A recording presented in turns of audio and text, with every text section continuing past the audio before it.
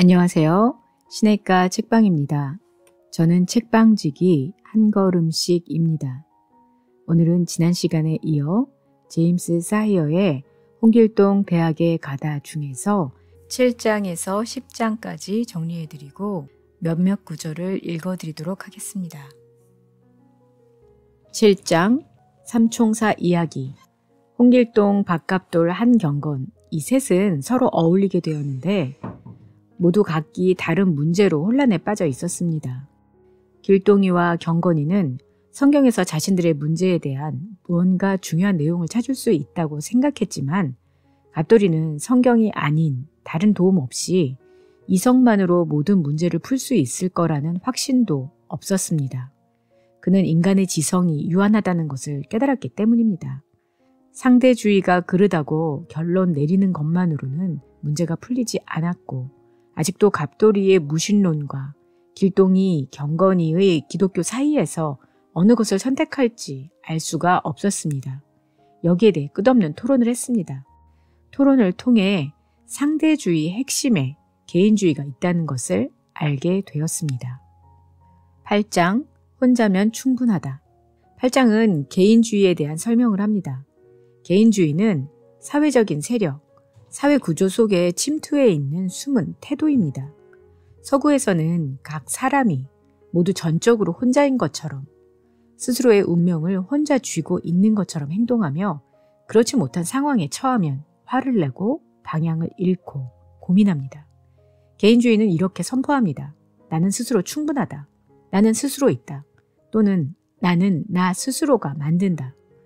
로버트 벨라는 개인주의를 4가지 형태로 구분했는데요. 첫째는 존재론적 개인주의로 존 로크가 소개했고 기본적인 개념입니다. 개인은 사회보다 우선되며 사회는 자신들의 이익을 극대화하고자 노력하는 개인들 간의 자발적인 제약을 통해서만 존재한다는 것입니다. 둘째는 공화적 개인주의로 토마스 제퍼슨이 주장했고 각 개인은 타인들, 즉 큰 사회 전체의 이익을 위해 합리적으로 행동하는데 그 이유는 그렇게 하는 것이 자신의 자유와 편익을 극대화하기 때문입니다. 너에게 최선이기 때문에 훌륭한 시민이 되어야 한다는 보이스카우트식 모범이었습니다. 세 번째 공리적 개인주의는 벤자민 프랭클린이 대변자인데 각 개인은 주도적으로 앞장서 나갈 기회를 가집니다. 이 견해는 기본적으로 인간 존재에 대한 경제학적 이해에 가깝습니다. 성공은 물질의 축적, 사회적 권력과 명예로 측정됩니다. 공리적 개인주의는 서구 경제의 원동력이었습니다. 네 번째는 표현적 개인주의인데 바로 오늘날 개인주의의 지배적인 형태가 되기에 이르렀습니다. 각 개인이 자아를 개발하고 표현하며 그 방대한 사회적, 우주적 정체성을 탐사할 자유를 가졌다는 생각입니다. 사람은 모든 제약과 관행에 반항하여 자신을 표현할 자유가 있다고 여깁니다.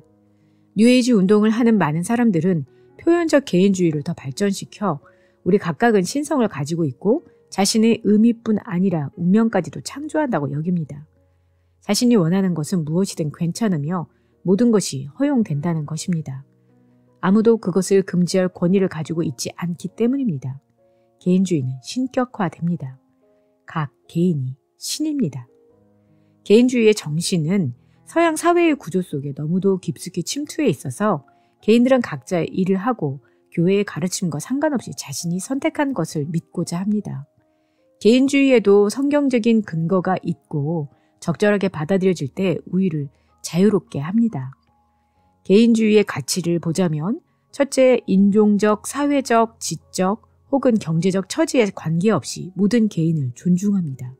둘째는 사회적, 민족적, 인종적, 경제적 또는 지적 정체성에 따라 지위가 주어지는 것을 제한합니다.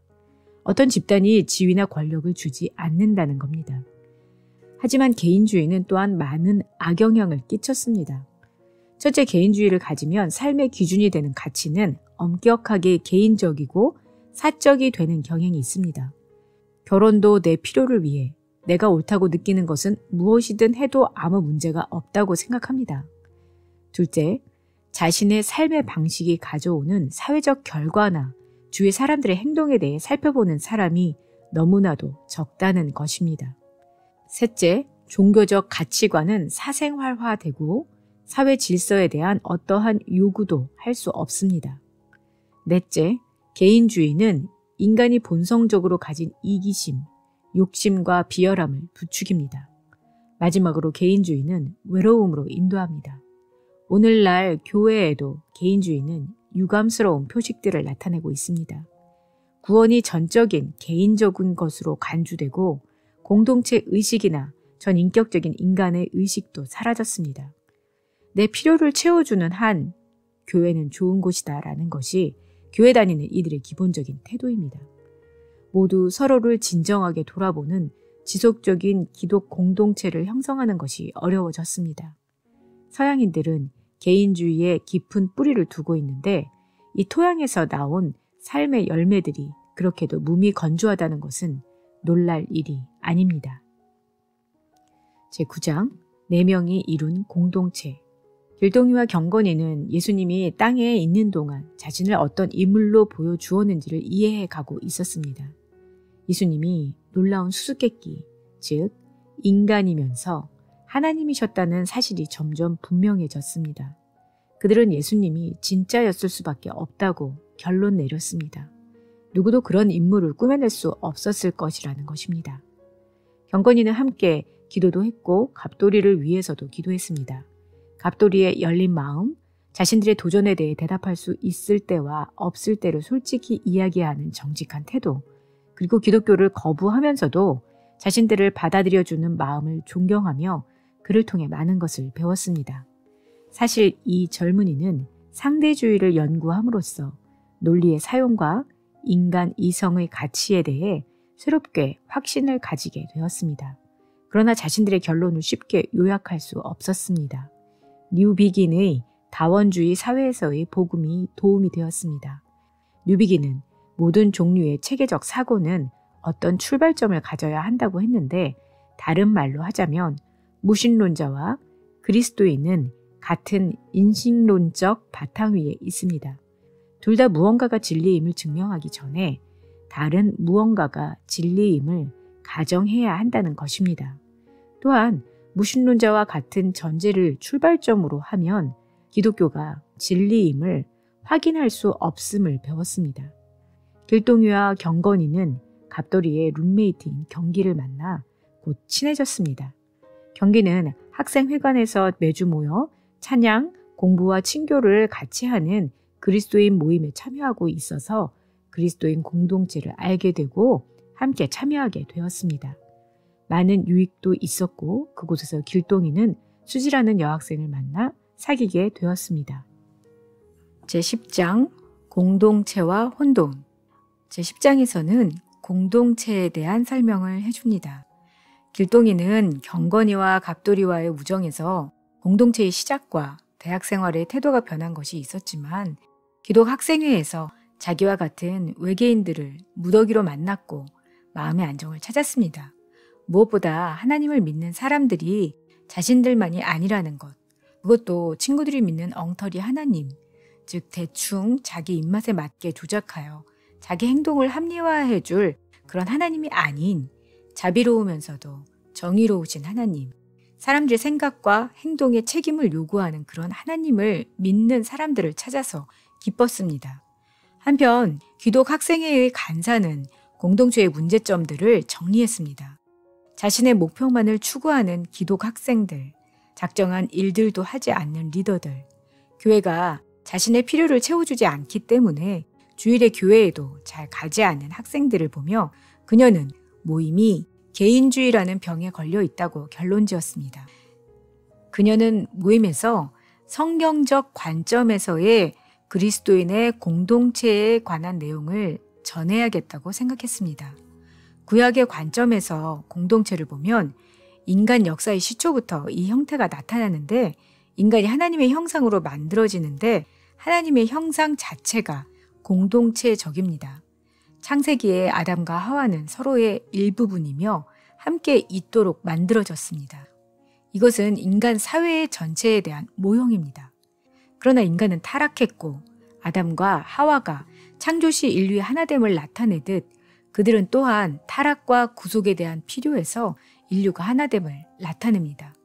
구약 전체를 통해 인류의 공동체적 성격이 강조됩니다. 인류의 구속을 위한 하나님의 계획은 구석구석에서 개인과 집단을 결합하고 있습니다.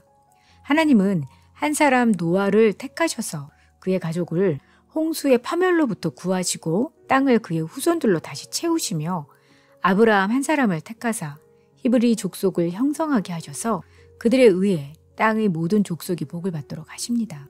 또 모세를 택하사 히브리 족속을 애굽의 속박에서 인도하십니다.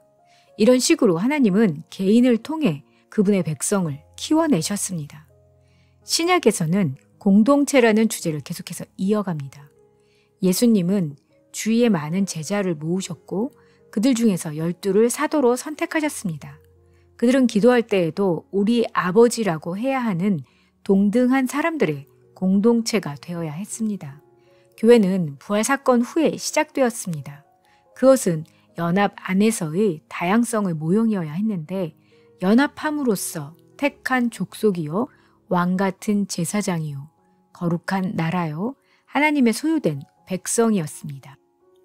예수님은 이런 연합을 위해 강한 어조로 기도하셨습니다. 교회는 사실 사람의 몸과 같아서 각 지체가 독특한 기능과 가치를 가지지만 몸 전체의 건강을 위해 함께 일해야 하는 것입니다. 여기서 우리가 조심해야 할 것이 있는데 구약과 신약에서 매우 이상적인 공동체처럼 보이는 것을 요구하는 것과 또 그런 모습을 그려 보여주는 것을 찾기는 쉽습니다. 그러나 땅에서 발견하는 것은 그 정반대입니다. 구약에서 하나님의 백성은 계속해서 하나님의 의도를 거역하고 방황합니다. 사람들이 각각 소견에 옳은 대로 행하여 총체적 혼돈이 지배하였습니다. 신약에서도 제자들은 천국에서 누가 가장 크냐며 말다툼을 했고 예수님의 부활 후 형성된 교회에서도 사도들은 반감과 경쟁이 계속 문제가 된다는 사실을 발견했습니다. 모든 문제가 그렇게 쉽게 해결되지 않았다는 것을 사도행전과 사도들의 서신을 보아도 알 수 있습니다. 하나님의 백성은 어떤 의미에서는 언제나 적대적인 문화 속에 있는 외계인 공동체였습니다. 애굽에서의 히브리인이나 가나안 족속들의 히브리 백성이나 또 고린도나 로마와 같은 곳에 위치했던 초대교회를 볼 때 하나님의 백성이 세상이라 부르는 것에 둘러싸여 있고 침투당하고 있었음을 알 수 있습니다. 왕의 공동체라고 부르는 교회는 세상의 전체와 밀접한 접촉을 유지해야 합니다. 그 사명은 소금과 빛이 되어서 문화 속에서의 선의 흔적을 보존하고 사람들을 하나님의 안식처로 안내하는 횃불로 빛을 내는 것입니다. 교회는 구속받은 사람들의 공동체입니다.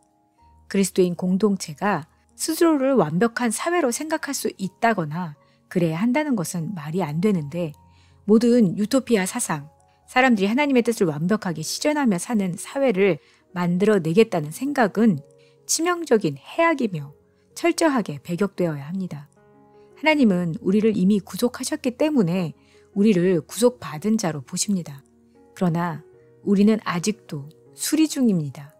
오히려 공동체는 공동체 내부에서나 외부에서 정직한 태도를 보여주는 겸손한 역할을 해야 합니다. 책의 몇몇 구절을 읽어드리도록 하겠습니다. 제7장 삼총사 이야기. 상대주의는 각 사람이 무엇이 진리인지를 결정할 권리를 가졌다는 생각에 바탕을 두고 있다는 것이 그들의 결론이었다. 하지만 이건 인류 전체에 속하는 일반적인 자율성이 아니라 각 개인의 이성의 자율성이라고 하는 편이 더 낫겠군. 각 사람이 무엇이 진리인지 스스로 결정하게 되는 거니까. 그래서 우리 친구들이 그건 너한테는 진리이지만 나한테는 진리가 아니야 라고 곧잘 말하는 거야. 상대주의의 핵심에는 개인주의가 있는 거군. 제8장 혼자면 충분하다. 그리스도인들의 분열은 이제 매우 깊은 것이다. 이런 분열 중 많은 것이 인위적이고 비성경적이다. 또 많은 것들은 매우 개인적이고 교리나 실천과 아무 상관이 없다. 많은 것들은 순전히 지리적이거나 국가적이다. 사람들은 자신의 정체성 중 많은 부분을 가족, 주위 집단들, 그리고 둘러싼 문화에서 얻는다. 이런 생각에는 물론 한계가 주어져야 한다. 이것이 내 존엄성의 기반, 내가 가치를 소유하는 이유가 되는 순간 이것은 우상화된다. 하나님이 모든 문화의 심판자이다. 우리 자신의 필요와 욕망에 집중할수록 우리는 비뚤어진 성격의 개인적 결과들을 거두게 된다. 특히 복음주의적이거나 근본주의적인 경향을 가진 교회들에서는 복음이 개인지향적이 된다. 구원은 전적으로 개인적인 것으로 간주되고 구원받는 대상은 한 사람의 영혼이라고 불린다. 공동체라는 의식은커녕 전 인격적인 인간이라는 의식도 상실된다. 어떤 경우에는 자존감과 자기 성취의 복음이 하나님 나라의 좋은 소식을 대체하기도 한다. 제9장 4명이 이룬 공동체. 한편 갑돌이는 더욱더 진퇴양난에 빠져가고 있었다. 룸메이트의 조용하면서도 확고한 기독교 신앙을 보았고 철학 강의에서 만난 동료들이 자신의 견해에 대해 친절하게 주의를 기울여 주는 것도 보았고 권비종 교수님의 흐리멍텅한 종교성도 보았다. 양두월 교수님은 진리를 결정하는 일에서 이성의 일차적인 역할을 단호하게 긍정하였고 스스로는 아무것도 확신이 들지 않는 것에 대해 좌절하고 있었다. 도대체 어떤 견해를 보편적 의도로 채택해야 할지는 말해주지 않았다. 예수님이 하나님께로 가는 유일한 길이라는 사실을 보편적 의도를 가지고 믿어야 할까? 아니면 신이란 존재하지 않는다고 믿어야 할까? 세 사람 모두 여기에서 도움이 필요했다. 제10장 공동체와 혼돈. 하나님은 몽상적으로 꿈꾸는 것을 싫어하신다. 그것은 꿈꾸는 일을 교만하게 하고 과시적으로 만들기 때문이다. 공동체에 대한 꿈 같은 이상을 품은 사람은 하나님이나 타인들 혹은 자신에게 그런 이상을 실현할 것을 요구한다. 우리의 타락한 본성은 아직도 우리를 막고 나선다. 그래서 공동체는 소망의 공동체, 고백과 감사의 기도 공동체, 하나님의 뜻을 이해하고 복종하려고 애쓰는 공동체, 지금은 단지 희미하게 보이지만 더 분명하게 보기 위해 애쓰는 하나님을 경배하는 공동체이다. 그러므로 우리를 둘러싸고 있는 적대적 세상을 결코 교만한 태도로 대해서는 안 된다. 우린 해냈어. 우리 정말 대단하지. 너희들은 절대 우리만큼 될 수 없을걸? 우리한테서 좀 떨어져 있어줘. 우리한테 때가 묻으면 안 되니까. 하는 식으로 말이다. 그녀는 모임에 나오는 그리스도인들이 자신이 단지 한 개인이 아님을 깨닫기 원했다. 캠퍼스의 그리스도인이 되는 것에는 기독교적 친교라는 이름으로 펼쳐지는 인간적 친분을 위해 다른 그리스도인과 늘 어울려 다니는 것 이상의 무언가가 있다. 그리스도의 제자가 된다는 것도 내 삶을 향한 하나님의 뜻이 무엇인지 알아내고 그것을 행하는 것에 국한되는 것이 아니다. 각 사람의 삶을 향한 하나님의 뜻은 공동체를 향한 하나님의 뜻도 포함한다. 여기에는 서로의 짐을 지는 것도 포함될 것이라고 장간사는 생각했다. 고통당하는 이와 함께 고통당하고 기뻐하는 이와 함께 기뻐하는 것. 그것은 계획적이고 의도적이며 온전한 교제를 의미할 것이다. 함께 예배하고 함께 지역사회를 섬기고 함께 예수 그리스도의 복음을 전파하고 언덕 위에 자리 잡은 도시처럼 되어 모든 사람이 그 두드러짐과 하나됨을 보고 그 가운데 계시는 그리스도의 현존의 능력에 끌려올 수 있게 되는 것. 그것은 하나님이 리더로 선택하시고 위원회에서 섬기도록 선택하신 이들의 의무감뿐 아니라 기쁨을 가지고 일할 것이라는 뜻이었다. 네, 오늘은 제임스 사이어의 홍길동 대학의 가다 중에서 7장에서 10장까지 정리해드리고 몇몇 구절을 읽어드렸습니다.